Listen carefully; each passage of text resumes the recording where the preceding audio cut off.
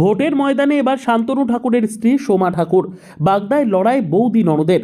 ভোটের ময়দানে এবার কেন্দ্রীয় মন্ত্রী তথা বনগাঁর সাংসদ শান্তনু ঠাকুরের স্ত্রী সোমা ঠাকুর। মঙ্গলবার সকালে রাজ্যের 13টি বিধানসভা আসনে প্রার্থী ঘোষণা করে বিজেপি। সেখানেই বাগদা বিধানসভা কেন্দ্রে প্রার্থী হিসেবে নাম রয়েছে সোমা ঠাকুরের। অন্যদিকে এই আসনে তৃণমূলের প্রার্থী মমতা ঠাকুরের কন্যা মধুপর্ণা ঠাকুর। তিনিও ঠাকুরবাড়ির সদস্য, সম্পর্কে শান্তনু ঠাকুরের জ্যাঠতুতো বোন। ফলে বাগদা বিধানসভা কেন্দ্রে এবার লড়াই ননদ বৌদির। মতুয়াগড় হিসেবে পরিচিত বাগদা। গত 2021 সালে এই কেন্দ্র থেকে বিজেপির টিকিটে লড়াই করেছিলেন বিশ্বজিৎ দাস। বিপুল ভোটে জয়ও পেয়েছিলেন। পরে যদিও বিজেপি ছেড়ে তৃণমূলে যোগ দেন বিশ্বজিৎ। গত লোকসভা নির্বাচনে প্রার্থীও হয়েছিলেন, কিন্তু জয় আসেনি।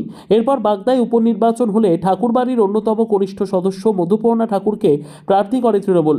ভোটের ময়দানে নেমেই বড়সড় জয় পান তিনি।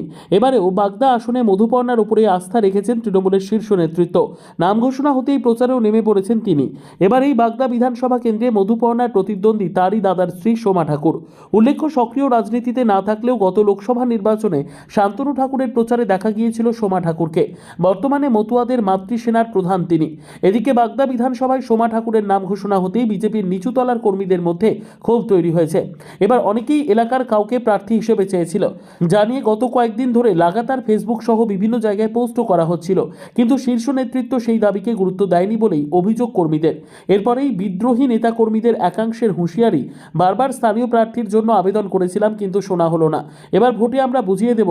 ফলে প্রচারে নেমেই যে সোমা ঠাকুরকে কর্মীদের প্রবল ক্ষোভের মুখে পড়তে হবে তা এক প্রকার স্পষ্ট বলেই মনে করছে রাজনৈতিক মহল।